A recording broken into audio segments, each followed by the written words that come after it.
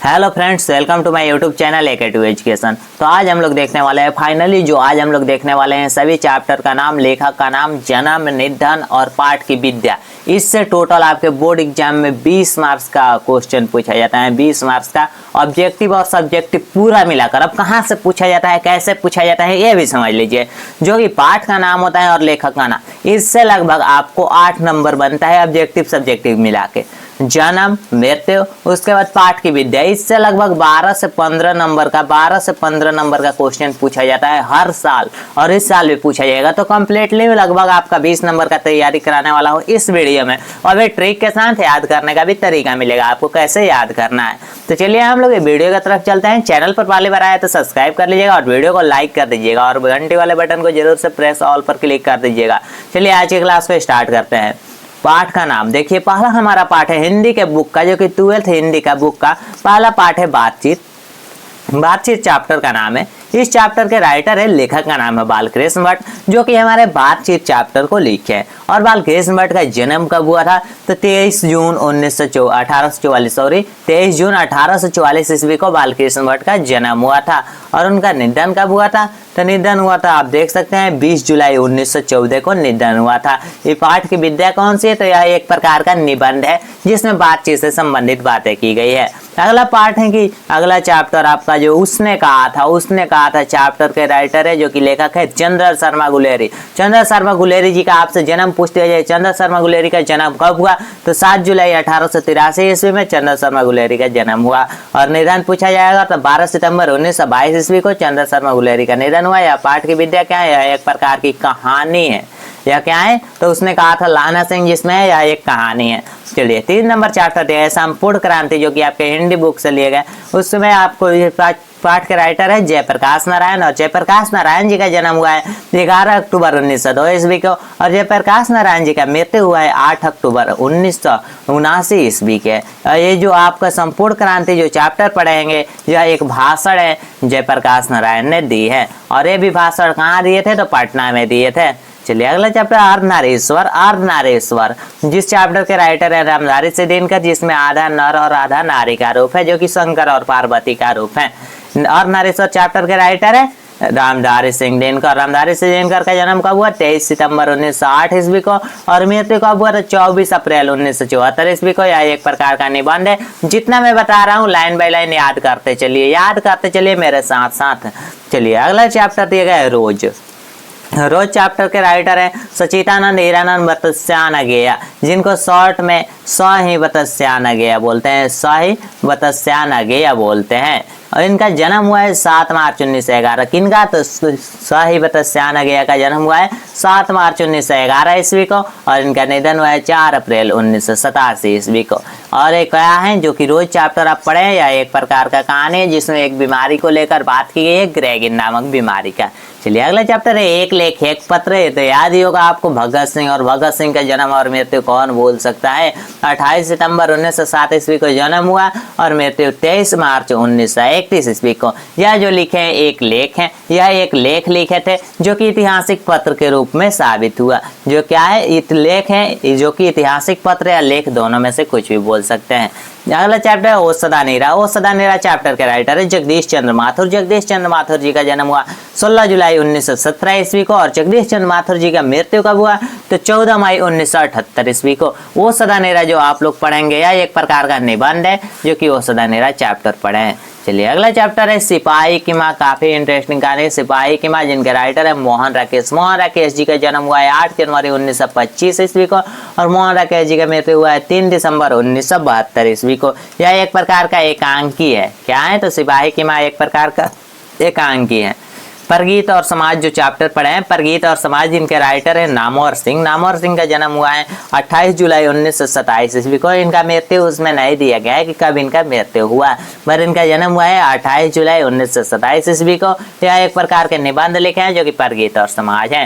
अगला चैप्टर है जूठन, जिसके राइटर है ओम प्रकाश वाल्मीकि का जन्म हुआ है 23 जून 1950 ईस्वी को। इनका भी मृत्यु नहीं दिया गया है। जूठन जो आप लोग चैप्टर पढ़े, यह एक आत्मकथा है। क्या है? तो यह आत्मकथा है। चलिए अगला चैप्टर की तरफ चलते हैं। अगला चैप्टर दिया गया है कि हंसते हुए मेरा अकेलापन। हंसते हुए मेरा अकेलापन जो चैप्टर पढ़े है, इस चैप्टर के राइटर है मल्लेज। कौन है? तो मल्लेज हैं, जिनका जन्म कब हुआ? 1935 ईस्वी में। डेट तारीख नहीं दिए गए, बस दिया गया 1935 ईस्वी में मल्लेज जी का जन्म हुआ है। और मल्लेज जी का मृत्यु कब हुआ है? तो 26 अप्रैल 1982 ईस्वी को।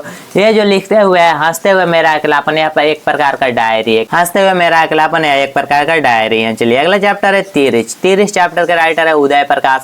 इनका जन्म हुआ है 1 जनवरी 1922 ईस्वी को। मृत्यु उससे मेंशन नहीं किया गया है। जो तिरिच आप लोग पढ़ रहे हैं यह एक प्रकार का कहानी है, जो कि कहानी अभी पढ़े होंगे आप लोग। शिक्षा चैप्टर के राइटर है जय कृष्णमूर्ति। जय कृष्णमूर्ति जी का जन्म हुआ है 12 मई 1895 ईस्वी को। और इनका मृत्यु हुआ है 17 फरवरी 1986 ईस्वी को। ये जो शिक्षा पाठ आप लोग पढ़े यह एक संभाषण है, जो कि भाषण दिए गए हैं। चलिए अगला का गद्य खंड हम लोग पूरा कंप्लीट कर ले। अब हम लोग देखने वाले हैं काव्य खंड। चलिए सेम अब लोग हम इसी तरह हम लोग काव्य खंड का भी देख लेते हैं। साथ ही साथ याद कर लीजिए क्योंकि 20 मार्क्स का बात है, 20 मार्क्स का। और इसका ऑब्जेक्टिव भी है। इसका पीडीएफ आप लोगों को कहाँ मिलेगा? तो इसका पीडीएफ मैं बताऊंगा वीडियो के एंड में, तो वीडियो को लाइन बाय लाइन देखते चलिए, क्योंकि क्लास में याद भी हो जाएगा और पीडीएफ से रिवीजन भी होता रहेगा।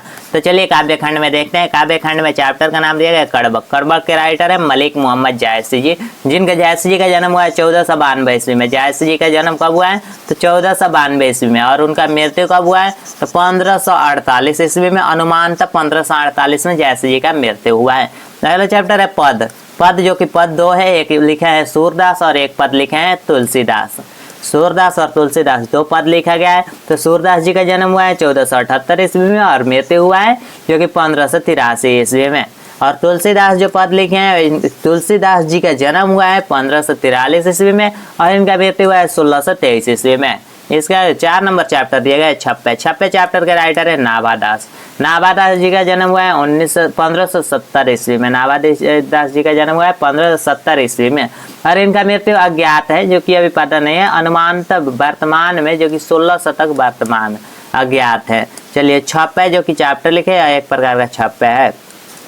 कबीत काफी इंटरेस्टिंग चैप्टर है, जिसको भूषण जी ने लिखा है। भूषण जी का जन्म हुआ है 1613 ईस्वी में और मृत्यु हुआ है 1715 ईस्वी में। सभी याद करते चलिए साथ ही साथ। तुमुल कोलाहल कला में, तुमुल कोलाहल कला में जयशंकर प्रसाद जी लिखे हैं। तुमुल कोलाहल कला में जयशंकर प्रसाद जी का जन्म हुआ है 1889 ईस्वी में और मृत्यु हुआ है 15 नवंबर 1937 ईस्वी में। अगला चैप्टर है पुत्र वियोग। पुत्र वियोग जो कि सुभद्रा कुमारी चौहान के द्वारा लिखा गया है। पुत्र वियोग।